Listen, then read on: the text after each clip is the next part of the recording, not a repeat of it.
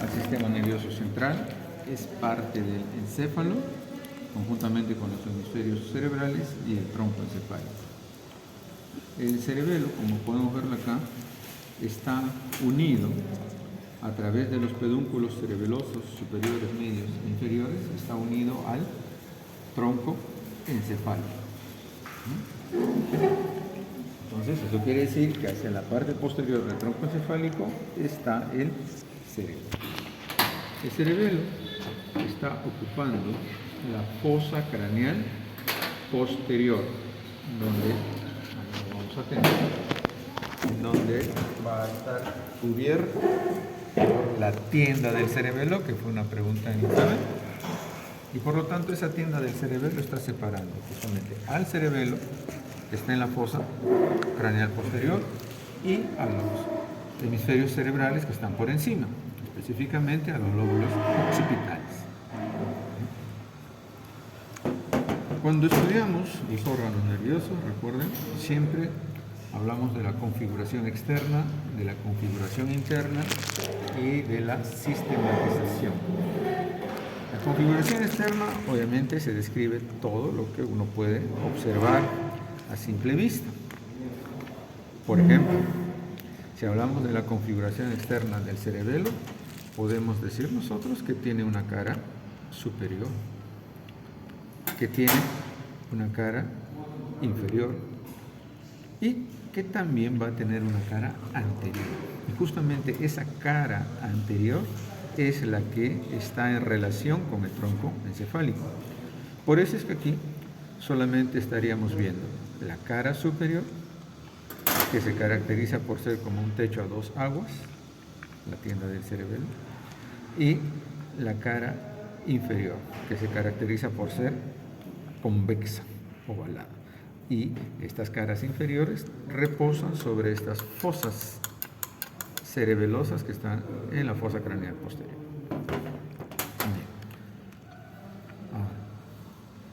También, al ver la configuración externa, se puede distinguir en el cerebelo, además de la cara superior, inferior y anterior, se puede distinguir en la parte central una estructura a la cual se le denomina vermis por su semejanza con un gusano. Y según sea la cara superior, podemos decir que aquí estaría en la parte central el vermis superior. O también lo podemos ver acá, en la parte inferior.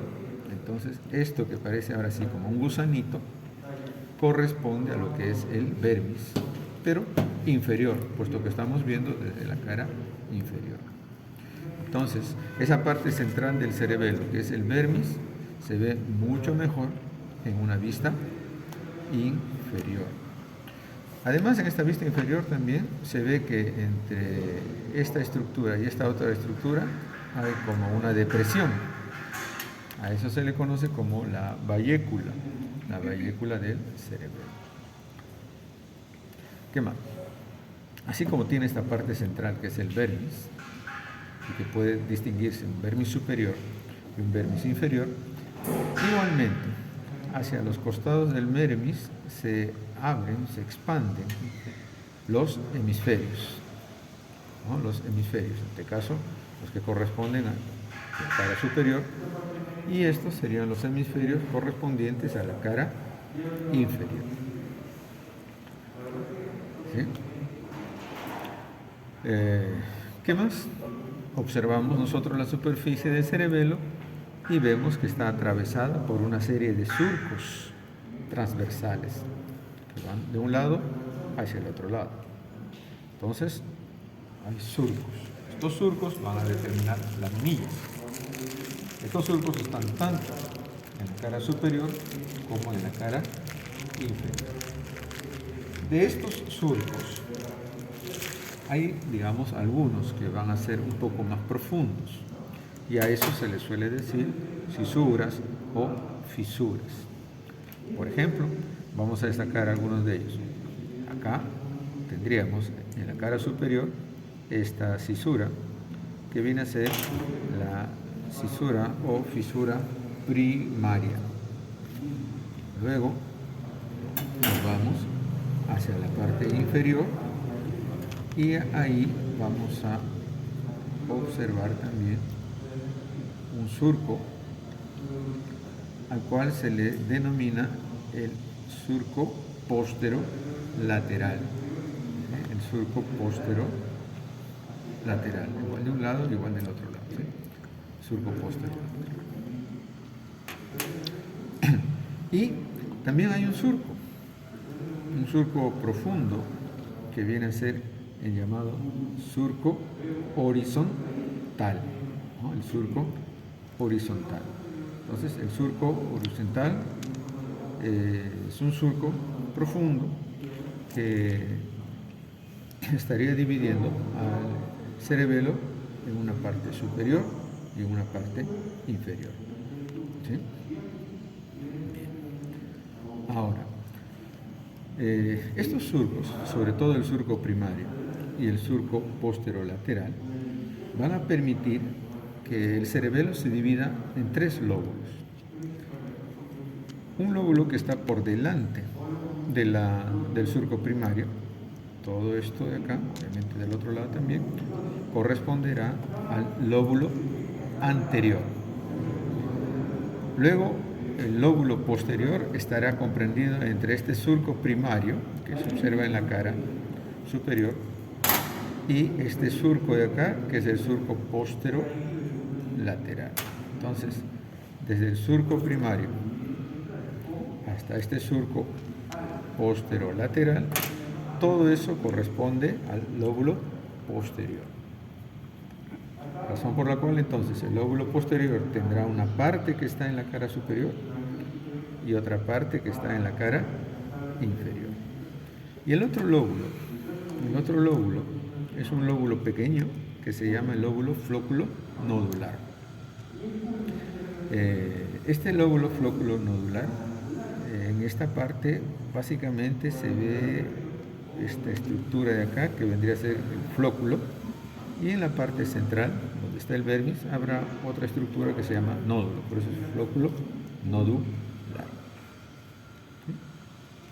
Bien.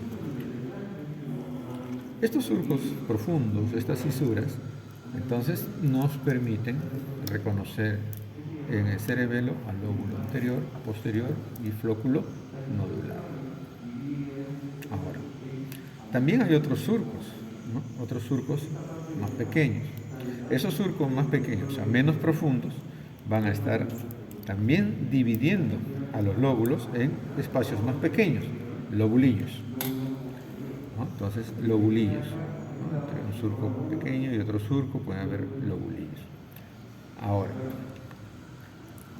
estos lobulillos pueden estar ubicados en la parte central, es decir, en el vermis, bien sea del vermis superior o bien sea en el vermis inferior. Del mismo modo, los lobulillos pueden estar también ubicados en los hemisferios. Entonces, habrán lobulillos que están en la parte central, en el vermis, y habrán otros lobulillos que están en las partes laterales, en los hemisferios. Generalmente suele haber una correspondencia entre un lobulillo vermiano y un lobulillo hemisférico. Por ejemplo, en el vermis, o sea, en la parte central del cerebelo, y viendo la cara superior, ¿sí?, vamos a observar el lobulillo central. El lobulillo central. Entonces, pondríamos ahí el lobulillo central. Yendo hacia la parte posterior, hay una zona alta, la más alta, ¿sí? Cuando uno lo ve así, es la parte más alta, como si fuera el pináculo. Recuerden que es la cara superior a 2 techos. Entonces, la parte más alta viene a llamarse el culmen. El culmen. ¿Sí?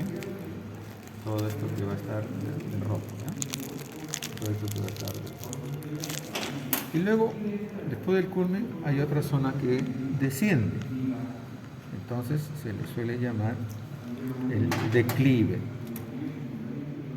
El declive. Y en este espacio de acá, posterior, que vendría a ser la escotadura cerebelosa posterior, a ese nivel se va a encontrar un lobulillo bastante pequeño, que viene a ser el folio. El folio. Entonces, viendo la cara superior, en el vermis, vamos a encontrar de adelante hacia atrás el lobulillo central, el culmen, el declive y el folio. ¿Sí? En la cara anterior,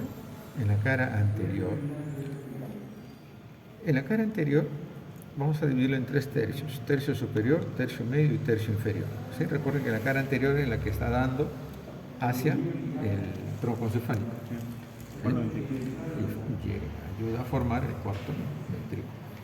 Entonces, ahí, justamente en la cara anterior, en la parte superior, vamos a encontrar otro lobulillo que se llama língula. La língula. ¿Sí? No lo estoy mostrando acá porque obviamente no se ve, pero le estoy manifestando que está en la cara anterior, en la parte superior, la língula. Entonces, la língula, el lobulillo central, el culmen, el declive y el folio. Igualmente, hacia las partes laterales, donde están los hemisferios, también hay lobulillos, y los cuales se corresponden con los lobulillos del vermis. Por ejemplo, si aquí está el lobulillo central, hacia los costados estarán las alas del lobulillo central. Así se llama ese lobulillo, ala del lobulillo central. Si acá está el culmen, en los hemisferios tendremos a un lobulillo que es el lobulillo cuadrangular, o también llamado lobulillo cuadrangular anterior, cuadrilátero anterior. Lobulillo cuadrangular o cuadrilátero anterior. ¿Sí? Este de acá. Se corresponde con el culmen. Si aquí tenemos el declive, en los hemisferios, el lobulillo que se corresponde con el declive viene a ser el lobulillo simple, o también llamado lobulillo cuadrilátero posterior. Lo tendríamos aquí. Y aquí teníamos, en la parte cerca de la escotadura cerebelosa posterior, al folio. El folio, que es pequeño, sin embargo hacia los costados se va a corresponder con un lobulillo que viene a ser el lobulillo semilunar superior. ¿Sí? El lobulillo semilunar superior. Entonces vamos a ver acá el lobulillo, el ala del lobulillo, el lobulillo cuadrangular, el lobulillo simple y el lobulillo semilunar superior. Eso en la cara superior, tanto del vermis como del hemisferio. Y nos vamos hacia la cara posterior, inferior, posterior, hacia la cara inferior. En la cara inferior distinguimos con más claridad el vermis. Ahí está el vermis. Entonces ahí también podemos distinguir, acá lo voy a pintar en rojo, a un lobulillo vermiano, un lobulillo central, que viene a ser el túber.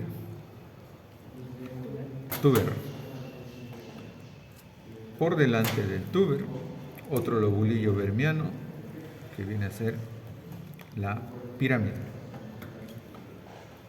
Y por delante de la pirámide, otro lobulillo también vermiano, viene a ser el o la úvula. La úvula. Recuerden que les había dicho, la cara anterior tiene una parte superior, una parte intermedia y una parte inferior. En la parte superior va a estar la lengua. En la parte intermedia, el techo del cuarto ventrículo. Y en la parte inferior, el nódulo. ¿Sí? Tampoco lo estoy mencionando acá, pero es un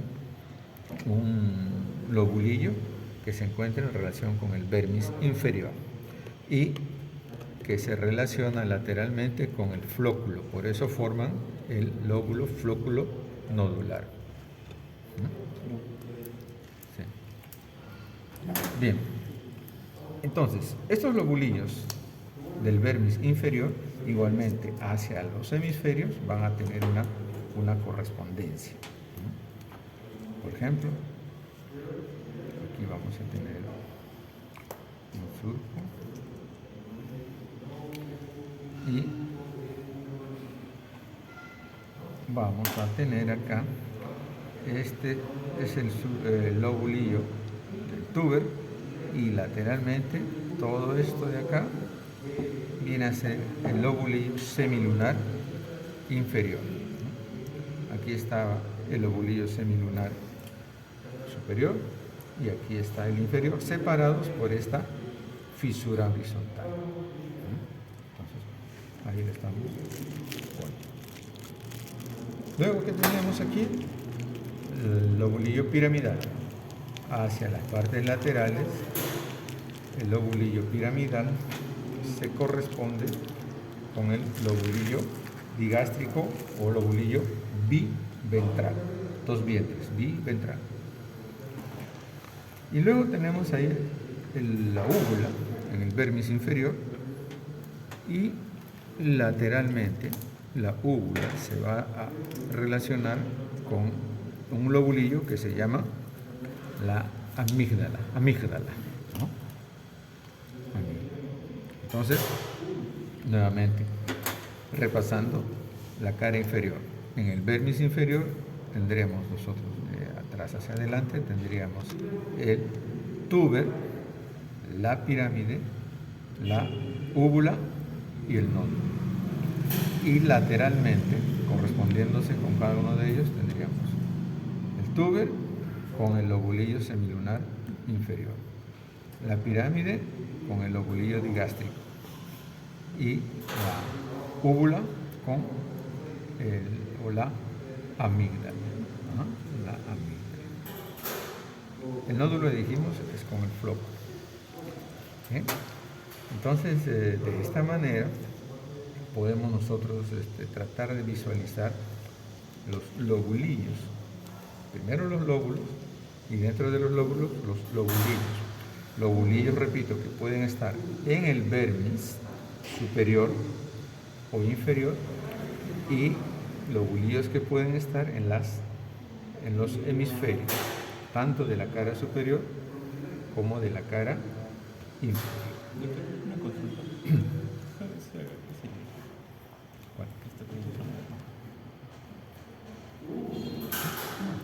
Es parte del lobulillo semilunar superior. Separados por esta fisura, la fisura horizontal.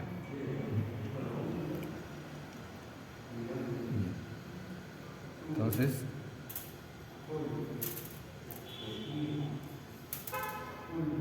a ver. Por ejemplo, acá tenemos la mitad, ¿no? La mitad, igualmente acá. La mitad, ¿no? Entonces, por ejemplo,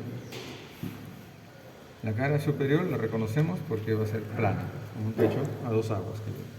Mientras que la cara inferior es convexa, redondeada. Entonces, por ejemplo, acá, que vamos a tener lobulillo semilunar superior. Superior. Ajá. ¿Sí? El lobulillo simple, el lobulillo cuadrilátero o cuadrangular y las alas del lobulillo central.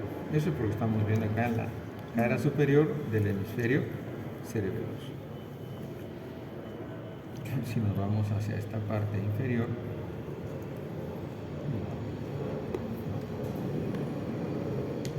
conocemos aquí a la fisura horizontal, por lo tanto esto viene a corresponder al lobulillo semilunar inferior, esto al lobulillo digástrico y esto a la tonsila o amígdala. Eso viendo la cara inferior.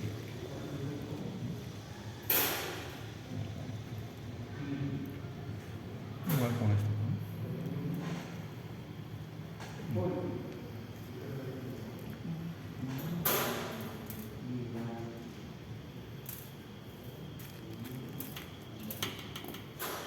Iván, puedes llevarle por favor.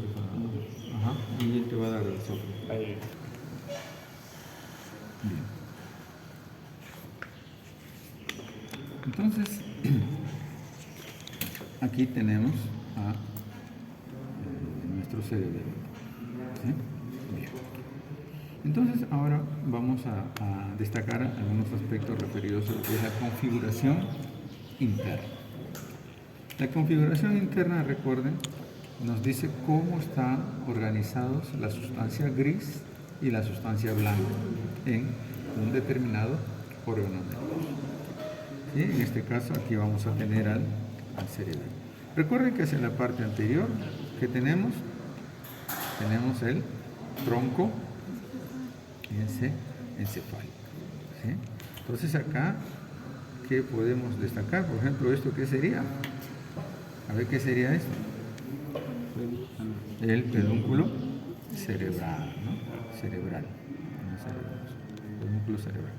Porque estamos viendo acá protuberancia, ¿sí? Protuberancia y si esta es la protuberancia, ¿todo esto qué sería? Entonces, el mesencéfalo. Claro, porque los pedúnculos cerebrales son parte del mesencéfalo, ¿no? Entonces, la pregunta sería zona. Depende de la pregunta, ¿no? Entonces, aquí tenemos. Entonces, un corte horizontal. Un corte horizontal que pasa por la protuberancia, por el cerebelo. Entonces, lo vamos a poner así ahora y tendríamos esto, ¿no? Entonces, a ver, más o menos. De aquí para allá, tu salivita. Nada.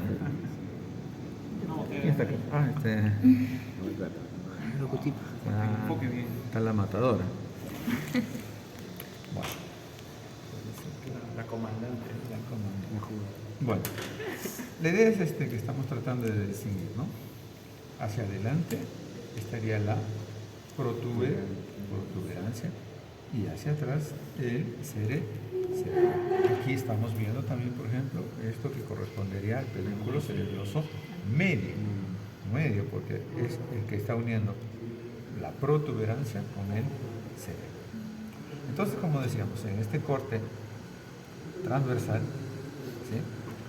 Distinguimos el tronco por adelante, específicamente la protuberancia, y hacia atrás ya el cerebro. Entonces, ¿qué podemos observar? Observamos que la sustancia gris, es decir, el conjunto donde predominan los somas neuronales, se va a encontrar básicamente en la periferia, en la superficie, es decir, en la corteza, ¿no? En la corteza del cerebro, ¿no? Y en la parte central del cerebelo, se ha de distinguir ¿qué cosa? La sustancia blanca. La sustancia blanca. Bien. Sacamos esto y decimos que la corteza del cerebelo tiene 3 capas desde el punto de vista histológico. ¿Cuáles son esas capas, Camilo? Las capas de la corteza del cerebelo. Ahí está. Lo han hecho en embrios, sí o sí. ¿No? Molecular. La capa molecular, la capa de Purkinje y la capa granulosa. ¿Sí? Esas son las tres. ¿Ya te acordaste? Ah, entonces ahí está. ¿No? Muy bien. Obviamente, si es sustancia gris, están cuerpos neuronales. Obviamente hay fibras también, ¿no? Neuroglias, etc. Pero destacamos a los cuerpos neuronales. Muy bien. Entonces, habrá una corteza que está en relación con el vermis y otra corteza que está en relación con los hemisferios, ¿no? Es la corteza del cerebro. La sustancia blanca, entonces, está por dentro, en el centro, en el interior del cerebro. Pero resulta que ahí en el interior del cerebro, donde está la sustancia blanca, también hay un conjunto de cuerpos neuronales. ¿Cómo llamaríamos a eso? A ese conjunto de cuerpos neuronales que están dentro de la sustancia blanca. Ganglio. No. ¿Cómo? Ganglio. Ganglio, no. Núcleo, ¿no? No, núcleos. Ganglio es lo mismo, pero está en el sistema nervioso periférico. En cambio acá está en el sistema nervioso central. Entonces igual. Entonces encontraremos unos núcleos dentro de la sustancia blanca del cerebro. Entonces, en este corte, más o menos, obviamente se va a poder identificar dónde están esos. Entonces, en la parte media, se dice cerca del techo del cuarto ventrículo, hay un grupo de núcleos que se le conoce como el núcleo del fastigio o núcleo del techo, por la relación cercana que tiene con el techo del cuarto ventrículo. Luego nos vamos hacia la parte lateral y vamos a encontrar otro grupo de neuronas, un núcleo, al cual se le suele denominar el núcleo globoso. Lateral y posterior, otro grupo de cuerpos neuronales que forman el núcleo emboliforme. Estos dos núcleos, el globoso y el emboliforme, en conjunto también le llaman núcleos interpuestos o interpósitos. ¿Por qué? Porque van a estar interponiéndose entre este núcleo del fastigio, que está en la parte media, y este otro núcleo que vemos acá, que acá está pintado de rojo. ¿Sí? Este viene a ser el núcleo dentado. Y el núcleo dentado se encuentra en el hemisferio, o sea, en la sustancia blanca del hemisferio cerebroso. En cambio, el núcleo del fastigio está en la sustancia blanca del vermis. Y estos núcleos interpósitos están en la sustancia blanca del paravermis, o sea, de una zona al costado y paralelo del vermis. En cambio, el núcleo dentado está en la sustancia blanca del hemisferio cerebroso. Entonces, vamos a tener esos núcleos, ¿no? Entonces,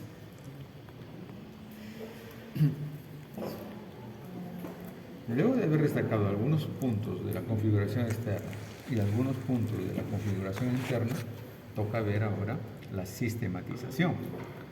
En la sistematización, lo que se ve es la relación que existe entre la sustancia gris y la sustancia blanca, es decir, entre las estructuras de la configuración interna y la funcionalidad del órgano. Entonces, ¿cuáles son las funciones del cerebelo? Equilibrio, ¿no? El equilibrio, muy bien. ¿Qué otra función más? Reflejo. El reflejo, yo creo. ¿Cuál? La coordinación de los movimientos, muy bien. Y Tono muscular. ¿no? ¿Ah? Tono muscular. el mantenimiento del tono muscular. ¿Sí? Entonces, para hablar un poco de la sistematización, tenemos que recalcar entonces esas funciones que tiene el cerebelo. Pero esas funciones del cerebelo las ha ido adquiriendo a través de la evolución, a través del tiempo. ¿Sí? Entonces se dice de que hay una división filogenética del cerebelo. Esa división filogenética del cerebelo ha ido apareciendo, repito, a lo largo del tiempo, desde los animales menos evolucionados hasta nosotros, que aparentemente seríamos evolucionados, aunque más parecemos involucionados. Muy bien. A ver, ustedes. Ley. ¿Cuáles serán las funciones del cerebelo? Equilibrio y coordinación. Muy bien. ¿Cuál de estas tres funciones crees que apareció primero en la evolución? El equilibrio. El equilibrio. ¿Sí? Sobre todo en nosotros, en los primates, que adquirimos la bipedestación. Los cuadrúpedos tienen sus cuatro patas, están bien equilibrados, pueden balancear, pero el que se paró, o se podía ir para adelante, o se iba para atrás, o para un costado. Entonces tenía que tener un buen equilibrio. Entonces, justamente, como fue la primera estructura del cerebelo, entonces a eso se le llama ahora el arquicerebelo, ¿no? El cerebelo primitivo, el arquicerebelo. Bien. Entonces, reconociendo eso, a ver, veamos un poquito algunas cositas. En el cerebelo hemos mencionado a los lóbulos, hemos mencionado lobulillos, hemos mencionado núcleos. ¿Sí? Entonces, las aferencias que van a llegar al cerebelo, que están relacionados con el equilibrio, con conservar el equilibrio, la posición de la cabeza, ¿no? ¿Dónde se van a originar? En los núcleos vestibulares. ¿Se acuerdan cuando veíamos el piso del cuarto ventrículo? Ahí había unas cositas que eran los núcleos vestibulares. ¿Sí? Equilibrio, pero también audición. En este caso destacamos los núcleos vestibulares porque tienen que ver con el equilibrio. Entonces, esos estímulos que tienen que ver con el equilibrio llegan a estos núcleos vestibulares. Y de estos núcleos vestibulares van hacia el cerebelo. ¿Sí? ¿Pero qué parte del cerebelo? Al lóbulo flóculo nodular y también a la língula. Al lóbulo flóculo nodular y a la língula. ¿Sí? Entonces ahí llega, obviamente va donde, a la corteza, ¿no? Del lóbulo flóculo nodular y a la corteza de la língula. Entonces ahí se hace una sinapsis y de ahí sale la eferencia, o sea, la respuesta.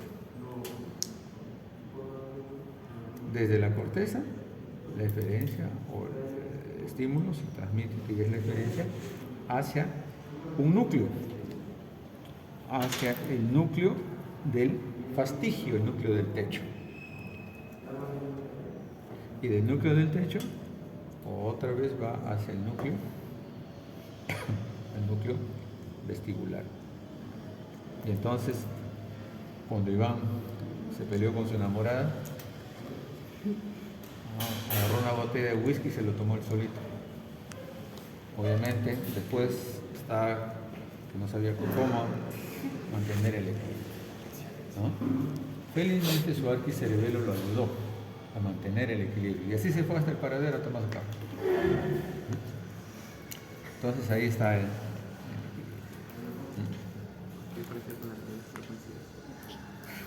¿Por qué pareció con la realidad? Muy bien. Entonces, eso tiene que ver con la división filogenética del arquicerebelo que es el encargado de mantener el equilibrio. Pero desde el punto de vista funcional, por los circuitos que hay, por la sinapsis, se dice que funcionalmente es el sistema constituido por el vestíbulo cerebelo.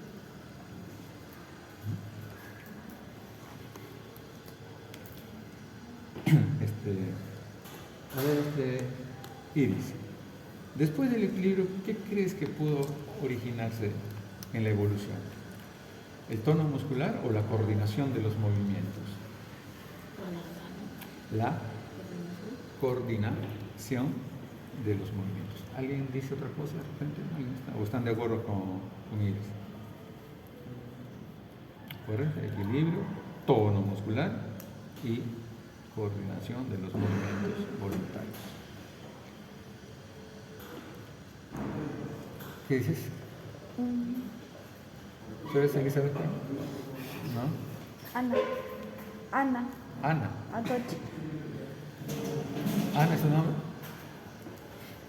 ¿Otro nombre? Camila. Camila. A ver, ¿qué piensas tú de Camilo? El tono muscular, ¿no? Porque si bien se adquirió la bipedestación, ya más o menos el equilibrio, sin embargo, el control de las estructuras musculares, ¿no? También tenían que involucrar el desarrollo de la conservación del tono muscular. Entonces, para eso tenemos que saber qué cosa es el tono muscular. ¿Qué cosa es el tono muscular? Raquel, ¿no? Entonces, no me acuerdo tu nombre. Bien. ¿Qué es el tono muscular? Claro.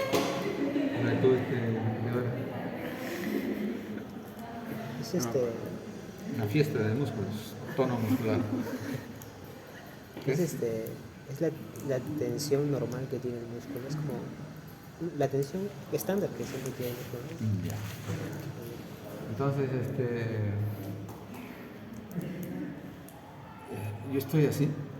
Muchachos, vamos a hablar del músculo este es el... ¿Estoy hipertónico? ¿Estoy como Iván? Que parece una malagua, todo flojo, un chorreo. No, es así. Tampoco, ¿no? Estoy en un estado de equilibrio en la contracción de mis músculos. Por eso se llama el tono muscular el estado de semicontracción de los músculos que nos predispone a hacer una acción. No estoy rígido, ni tampoco estoy hipotónico, ni hipertónico ni hipotónico. ¿No? De eso entonces se ha de encargar la otra parte que aparece en el cerebelo en la evolución filogenética, que es el paleocerebelo. Y si tengo que controlar los movimientos de mis músculos, si tengo que controlar la tensión o la relajación de mis músculos, ¿de dónde van a venir esos estímulos?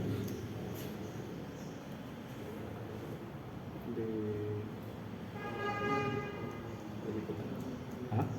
No, ¿dónde captas los estímulos? ¿De dónde vienen? De positivas, son de las vías aferentes. Claro, son vías aferentes, pero ¿de dónde? De la piel. A ver, una información que captas a nivel de receptores en la piel te permitiría saber si estás hipertónico, contrayendo mucho los músculos, estás relajado. No sería de las articulaciones. Por ejemplo, de las articulaciones, de los músculos, de los tendones. Por supuesto, la propiocepción, ¿no? Entonces, esos son estímulos. Y esos estímulos llegan o van a llegar hacia el cerebelo a través de la vía espinocerebelosa. Tracto espinocerebeloso anterior y posterior, ¿que dónde está? En el cordón lateral de la médula espinal, ¿no? Entonces, toda esa información de todo, obviamente, mis extremidades, superior, inferior, etcétera, etcétera. ¿Está? Sí. traigo algo? No, creo que no. Esa información va a llegar al cerebelo. ¿A qué parte del cerebelo? Al lóbulo anterior, a la pirámide y a la úvula. Fíjense que en el anterior la información libre llega al lóbulo flóculo nodular y a la língula, y la respuesta sale a través del núcleo de Pascal. En este caso, la información relacionada con la propiocepción inconsciente llega al cerebelo, pero a la corteza del lóbulo anterior y a la corteza de la pirámide y la úvula. Todo eso constituye el palio cerebelo. Entonces la información llega ahí a la corteza de estas zonas del cerebelo y desde ahí empieza la eferencia, la respuesta. Y la respuesta tiene que pasar por algún núcleo. ¿Qué núcleo? Los interpósitos. Los núcleos interpósitos.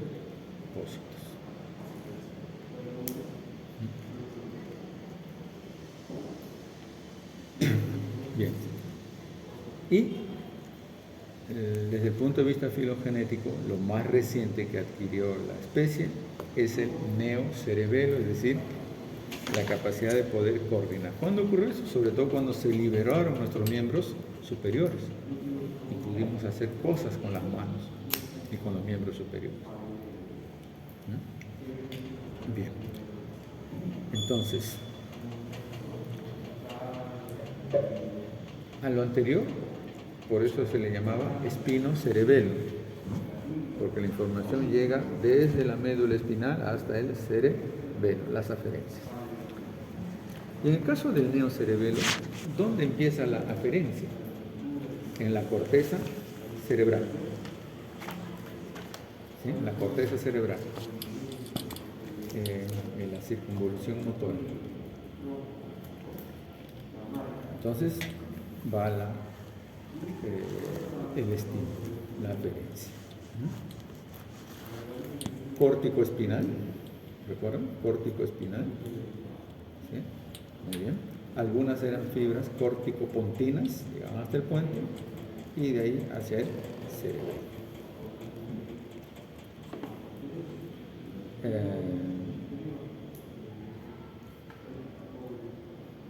¿Quién sabe manejar carro?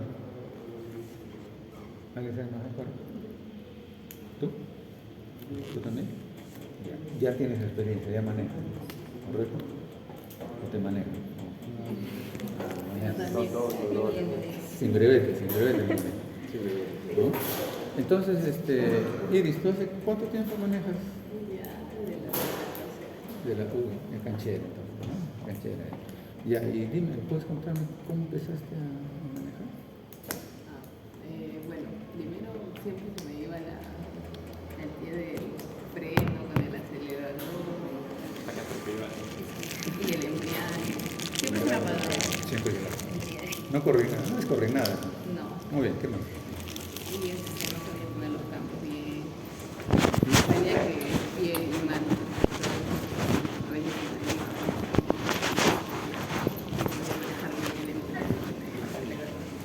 No correr nada del derecho con la izquierda, es correr nada. Así pasó. Mecánico, ¿no? Claro, mecánico. ¿Y ahora? Y ya Tiene brevete, me imagino. Sí, hace 18. O sea, hace 10 años. Ya, ahora sí ya manejas tranquila, ¿no? Sí. Muy bien. Entonces, ¿qué es lo que ocurre? ¿Por qué viene el estímulo ahora del cerebro, de la corteza motora, hacia el cerebro? Es cuando quieres hacerlo. ¿No? Va, ahora sale, se va a su carro, prenden, ¿no? Ya sale. Tiene una intencionalidad, manejar su carro para irse a ver el partido. Pero ahora ya no está pensando en que, a ver, si piso mucho, este será el embrague, este será el freno. Si hace el cambio, este será primera, segunda. No, todo eso ya lo ha automatizado. ¿Sí? Ya lo ha automatizado. ¿Sí? Entonces, ¿qué es lo que pasa? Voy a salir y manejar mi carro. Viene la orden. Es una orden consciente. Baja por los tractos córtico-espinales, en este caso las fibras córtico-pontinas, y de ahí al cerebelo. ¿Pero a qué parte del cerebelo? Donde está la corteza de los hemisferios. ¿No? A todas las otras, menos las que hemos mencionado, ¿no? Ni el flóculo nodular, ni el lóbulo anterior, ni la língula, ni la pirámide, ni la úvula. Bueno, va a cualquier otra parte de la corteza hemisférica. Desde ahí entonces viene la eferencia. Y esa eferencia, ¿por dónde va a pasar? Por el núcleo dentado. Y del núcleo dentado va puede ir hacia el tálamo. Entonces ahí estaría el tracto cerebelo-talámico. O puede ir hacia el rubro, hacia el núcleo rojo, el tracto cerebelo-rúbrico. Puede ir a la oliva vulvar, el tracto cerebelo-olivar. Puede ir a la formación reticular, tracto cerebelo-reticular. ¿Sí? Por el núcleo dentado pasa la vía del cerebelo también. Por eso, a todos los lugares. De ahí, desde el núcleo dentado puede irse a todos esos lugares. Entonces,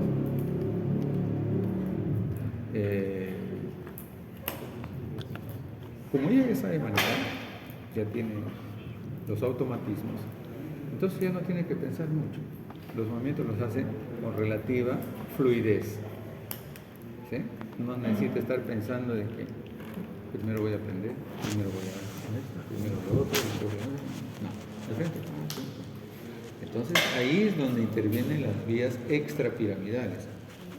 Cerebelo rúbrica, por ejemplo, cerebelo vestibular, cerebelo olivar, y de ahí las vías extrapiramidales, rubro espinal, por ejemplo, olivo espinal, etcétera, etcétera, retículo espinal, etcétera, etcétera. ¿Para qué?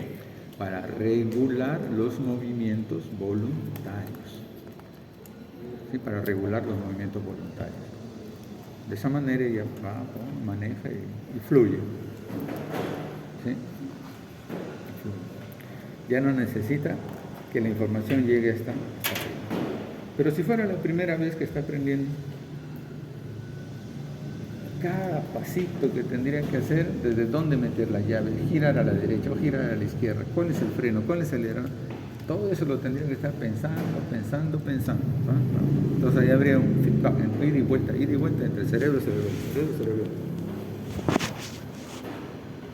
Entonces lo que deseo dar a entender es de que los movimientos voluntarios, si bien son voluntarios en su inicio, sin embargo durante el desarrollo de los mismos, ocurren sin que nos demos cuenta.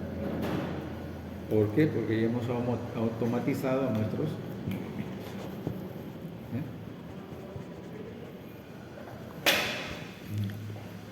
Entonces esa es más o menos la idea. Entonces ahí, a esa vía, que es la del neocerebelo, se le llama, desde el punto de vista funcional, la vía cerebro-cerebelo. ¿Sí? Bien. Entonces ya podemos ir a ver el partido.